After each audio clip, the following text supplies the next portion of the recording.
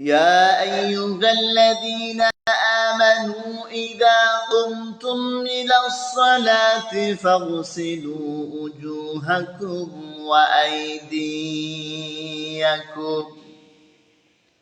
وأيديكم إلى المرافق وامسحوا برؤوسكم وأرجلكم إلى الكعبين وإن كنتم جنبا فاطهروا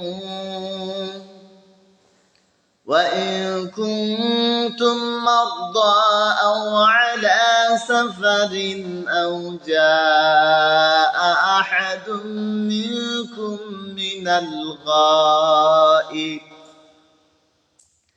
من الغائط أو لامستم النساء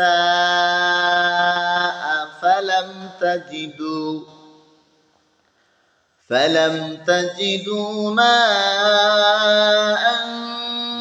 فتيمموا صعيدا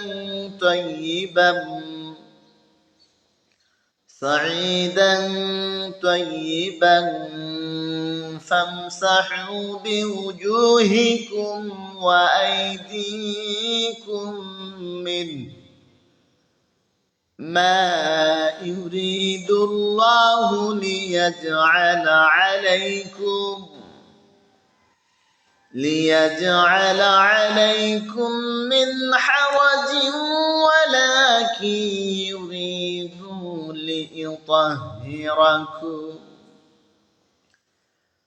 ليطهركم وليتم نعمته عليكم لعلكم تشكرون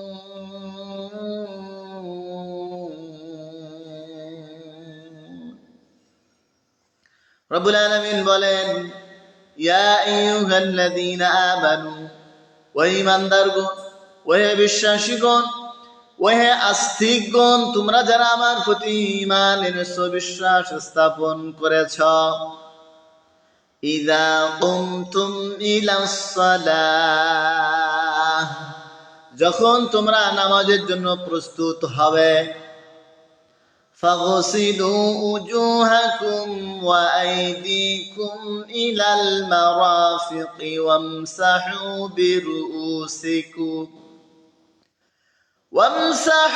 برؤوسكم وأرجلكم إلى الكعبين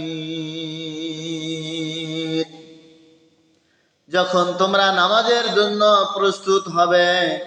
তখন তোমরা তোমাদের মুখমণ্ডল ও দুই হাত কনুই পর্যন্ত ধৌত করবে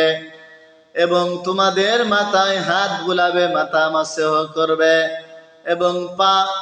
গ্রন্থি পর্যন্ত বা গিরা পর্যন্ত টাকনু পর্যন্ত তোমরা ধৌত করবে ওয়া ইন কুনতুম জুনুবান ফাত্তাহারু যদি তোমরা অপবিত্র থাকো তবে বিশেষভাবে পবিত্র হবে তোমরা গোসল করে নেবে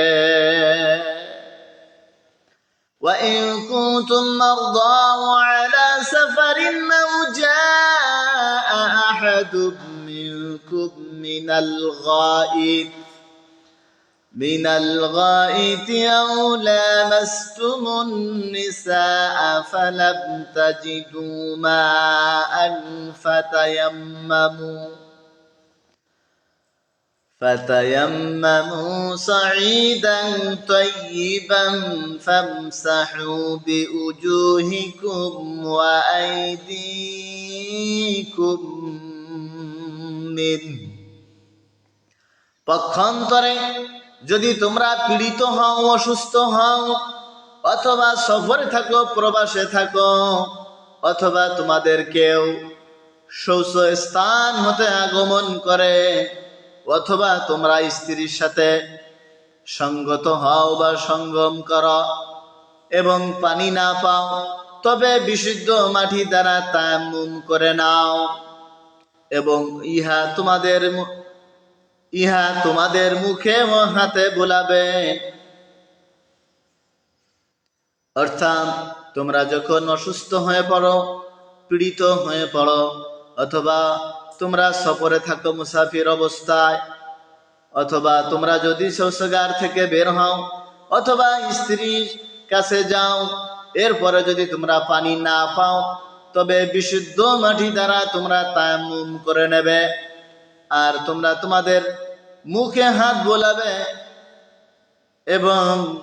তোমাদের উভয় হাত মাসহ করে নেবে। রব্বুল আলামিন বলেন,